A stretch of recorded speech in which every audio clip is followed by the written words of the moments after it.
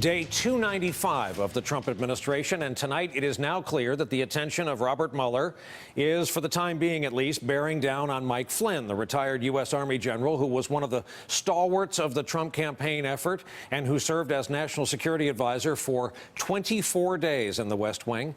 NBC News reports today Mueller is investigating a possible deal between senior Turkish officials and Flynn during the presidential transition. This report says, in part, quote, "Four people familiar with the investigation say Mueller is looking into whether Flynn discussed orchestrating the return to Turkey of a chief rival of Turkish President Erdogan, who lives in the U.S. Flynn was offered upwards of $15 million to be paid directly or indirectly if he could complete the deal, according to two sources familiar with the meeting.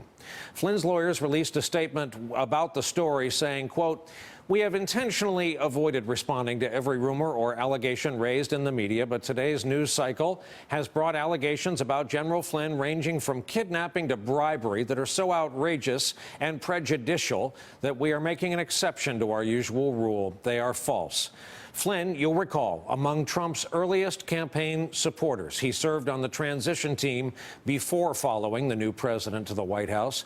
Former acting Attorney General Sally Yates over at Justice had testified that 6 days after Trump took the oath of office, she warned the White House Flynn was compromised with the Russians. She also testified that Vice President Mike Pence had unknowingly made false statements about Flynn's conversations with the Russians. An administration official has said Pence was relaying what Flynn told him. 18 days after Yates' warning, Trump fired Flynn. Here's how he explained why he did it. Did you fire Mike Flynn? Mike Flynn is a fine person, and I asked for his resignation. He respectfully gave it. He is a man who there was a certain amount of information given to Vice President Pence, who's with us today, and I was not happy with the way that information was given. Did you direct Mike Flynn to discuss sanctions with the Russian ambassador No, I didn't. prior to your inauguration? No, I didn't. And would Mike, you have fired him if the information hadn't leaked out? No, I fired him because of what he said to Mike Pence. Very simple. Mike was doing his job. He was calling countries and his counterparts. We ultimately fired, but we fired for a different reason. You're talking about General Flynn? General Flynn, yes. Because of lying to the vice president? Yeah, but everything plays in. Everything plays into it. But we fired him because he said something to the vice president that was not so. Let's bring in our starting panel on a Friday night, shall we? NBC News national political reporter Julia Ainsley, who is one of the authors of that Flynn report we quoted. More on that in just a moment. Political White House reporter Matthew Nussbaum is back with us. And here with us in New York, Jennifer Rogers, former assistant U.S. attorney for the Southern District of New York. Good evening and welcome to you all. Julia, you get to go first because of the panelists you made the news today. Tell us this story as best you can for a lay audience, including how in the name of God it also includes the Poconos in Pennsylvania? That is a good question, and I will break that down for you as simply as I can. Basically, we know that Robert Mueller is looking into whether or not Michael Flynn and his associates met in a December 2016 meeting at the 21 Club in New York. That is an upscale restaurant just blocks away from the Trump Tower, where Flynn was serving on the presidential transition team. We understand from sources who are familiar with this meeting that they allegedly talked about a $15 million bribe that they would try to give Flynn once he was national security advisor if he could see that Fethullah Gulen was removed from the United States. Gulen, of course, is a political opponent of Turkish President Erdogan. He's an elderly cleric living in the Poconos. In order to remove him, that could have been through a kidnapping operation or through extradition. We also know that the FBI had re-upped their investigation. They were asked to re-up their investigation into Gulen at the beginning of the Trump administration when Flynn served as national security advisor. This was after they had already dismissed this investigation under Obama. So we're looking looking at a number of pieces, but what Mueller is really trying to drill down on here is whether or not Michael Flynn, Trump's first national security advisor, was exploited to use his position in the U.S. government in order to serve the interests of another country, that country being Turkey. And Julia, isn't it true that we also know about this meeting and the Turkish angle because a certain former CIA director came in and thought it didn't look or sound right to him, and he has since told that story?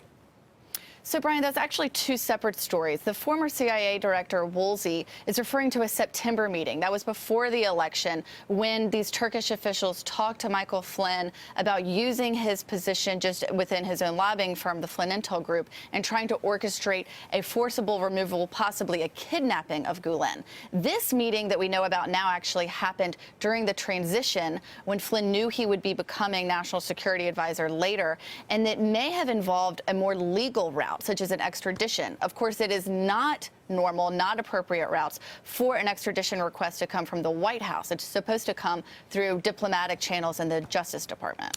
So, Counselor, this comes down to you. Someone said on social media today that if there could be anything funny taken out of this could be the plot from a Coen Brothers movie with General Flynn driving around the Poconos looking for this old guy to send out of the country.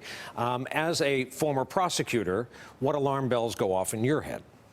Well, it's not good for Flynn no matter how you slice it. If he's talking about taking money to try to orchestrate a return of Gulen to Turkey through official channels, then you're talking about serious bribery offenses. You're not allowed to take money to do things for your government job, right, except your salary. If you're talking about him trying to orchestrate some illegal operation, it's obviously a federal crime to orchestrate a kidnapping that crosses international lines. So either way you look at it, he's talking about committing a very serious crime if these allegations are proven to be true. Matthew, how does this continue to haunt the administration that, after all, continues, even though the traveling White House right now is on the other side of the world? In some ways, it's convenient that they're over there in Asia for now while this news drops, but Sarah Sanders and the rest will certainly have to confront this when they get back.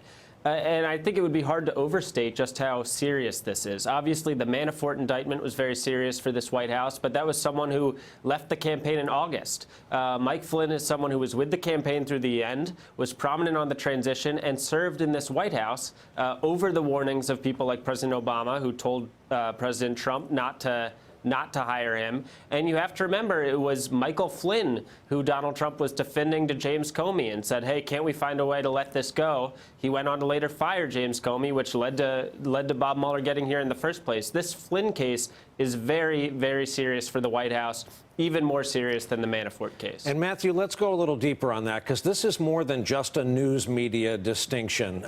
Flynn does put it closer to the Oval Office of a sitting president than anyone else. People may have seen splashy headlines about Paul Manafort and others, but this would put it in a different category. That's right. At the end of the day, as important as Paul Manafort was in this campaign, he was the campaign chairman. He was helping to lead a political campaign.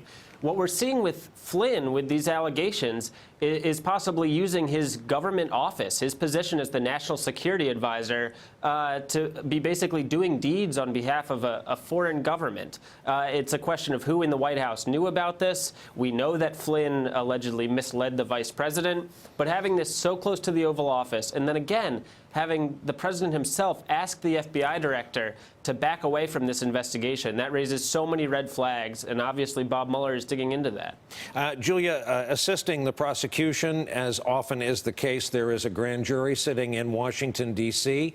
You've learned further about their schedule of late. What can you report about that? Yes, that's right, Brian. So we know that the grand jury that's been impaneled by Robert Mueller will be interviewing witnesses about Flynn's lobbying activities through the end of next week. That's important because a lot of people have been waiting for a Flynn indictment for some time. Since the Manafort indictment, we've thought that Flynn would be the next shoe to drop. We know that Mueller is continuing these interviews, which shows us two things. One is that he really wants to drill deep and get as much information on Flynn as he possibly can. And it also shows that Flynn perhaps could be cooperating cooperating, and that's why this timeline has been extended. Counselor, I want to hear you out on a piece in Time magazine written by the former Assistant Director of Counterintelligence for Mueller while at the FBI, Robert Anderson. The headline is How Robert Mueller Works a Case, and here's a quote from it in part. When you talk about people who are used to spending nearly $1 million in 3 years on business suits out of a place in Cyprus, these guys are not going to do 25 years in jail. That's why Bob Mueller's going about this the way that he is. He knows these guys are not seasoned criminals, and he knows they're going to roll over on each other. Mark my words, it'll start becoming a race to the special counsel's office. I also heard someone today refer to Mueller as an acupuncturist for the precision with which they've gone about the case so far. Your reaction? Well, that's the idea, clearly. I mean, that was, I think, the point behind the substance and the heft of the Manafort and Gates indictment was to get them to cooperate. And similarly here, they have charges that they could bring on Flynn already, but the registration, the Foreign Agents Registration Act offense and a false statements offense is not maybe enough to get him to flip. So you bring, potentially, if they can, these charges, which are significantly more serious. And Flynn already, unlike Manafort, has indicated an interest in getting immunity and perhaps cooperating. So I think they think if they can get a serious enough offense against Flynn, then he's definitely flipping. Do you concur with what seems to be the present attitude that we know between 1% and 10% of what's going on? For all our fancy reporting and all the talking we devote to this, Mueller runs a very tight ship. I think that's right. I mean, and that's the way it should be, honestly. I mean, these are confidential investigations that are going on, and until they bring actions that are meant to be public, then I agree that they should stay confidential, despite the great work of the news media. But I think we have a lot to learn still, and hopefully they will be able to do their work, and we'll find it out when it's time. And Matt, let's just delve briefly into the Trump agenda. While all this is going on, we're hearing a lot about tax cuts and tax reform, and soon the traveling circus is going to come back to town, and we're going to be all about Capitol Hill once again.